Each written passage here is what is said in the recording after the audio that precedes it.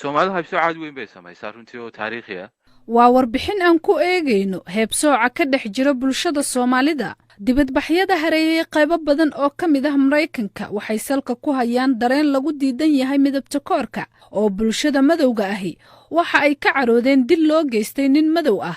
dilkaas oo muuqaalkiisa uu aad ugu baahay baraha bulshada, waxaana dadka ka sii xanaajiyey in askariga falka geystay oo caddaan ah uu si arxan darro ah u dilay ninka madowga ahi, waxaana la arkayey isaga oo jilibka qoorta oga haya ninka oo leh ma neefsan karayo. dibadbaxyada ayaa ka bilowmay Minnesota oo ay Soomaali aad u badan degan yihiin, iyaga oo ka qayb ahaa dadka ka banaanbaxayay midabta koorka. laakiin su'aasha isweydiinta mudan ayaa waxay tahay, bulshada Soomaalida dhexdeeda haybsooca ka jira intuu la eg yahay mase ka falceliyaan waxyaabaha qaar ee ku salaysan heebsooca ee ka dhexdhaca Soomaalida dalka iyo kuwa dibadda. dhacdooyinka ku salaysan heebsooca ee ka dhex jira Soomaalida aad ayay u fara badan yihiin. haddaan soo qabto dhacdadii 2018 bishii Sebteembar ee ka dhacday Muqdisho, waa mid dad badani aysan maskaxdooda weli ka bixin, waxayna salka ku haysay haybsooc kadib markii wiil ka soo jeeda dadka la takooro uu calmaday gabar,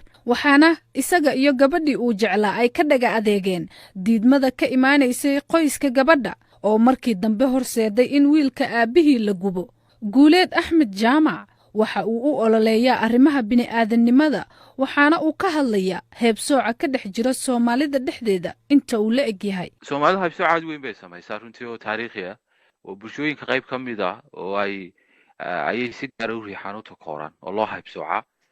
taasoo soo jirtay maaragtay boqolaal sannadood oo dhibaato weyn oo culus oo ka dhana xuquuqda aadanaha iyo dadnimada loogu geysanaya qayb bulshadii Soomaalida ka mid ah oo kolkaa takoor iyo haybsooc iyo riixid iyo dib u geysasho ay dabeedna taasi ka dhalanayso noloshoodii dhaqaale, caafimaad, waxbarasho iyo adeegyada kala duwanba si weyn u saameynaysa ayay Soomaalidu dhexdeeda isaga geysataa.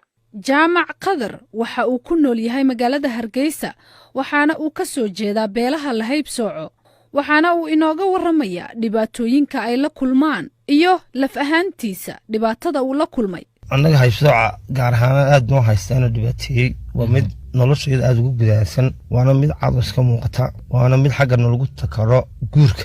sababtoo ah anigu kula hadla Jaaqadir Goos inan baan qabaa magaalada Hargeysa aabaheedu degan yahay, dadka iskama naqaano, ubadna way leedahay. dad kale wax anigu ubadkayga reerkayga gacantan ku haysta, laakiin dad waxa jira aniga iga si daranbo de ubadkoodii meel alaale meel u maraan la dadna si cad baaba looga qaatay ubadkoodii oo wax alaale wax looga qabtay ma jirto.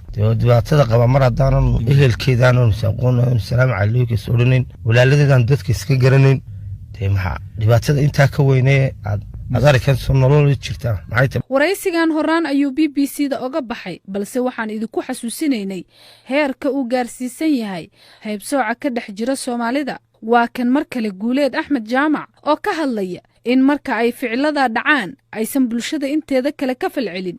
dadka kale Soomaaliyeed kama diidiyaan oo isma garab taagaan dadka dhibta loo geysto oo ma diidaan haybsooca iyo takoorka oo kama diriraan, kama mudaharaadaan, kama hadlaan, culays kama abuuraan sidii loo joojin lahaa. waxba moodaa inay ka indhala yihiin takoorka iyo haybsooca ay gudahooda ka sameynayaan oo si maalinla ah qofku u sameynayo. ha uguba sahlanaato, ha ugu dhawaato afxumada joogtada, ficilka iyo dhaqamada, waxyeelada.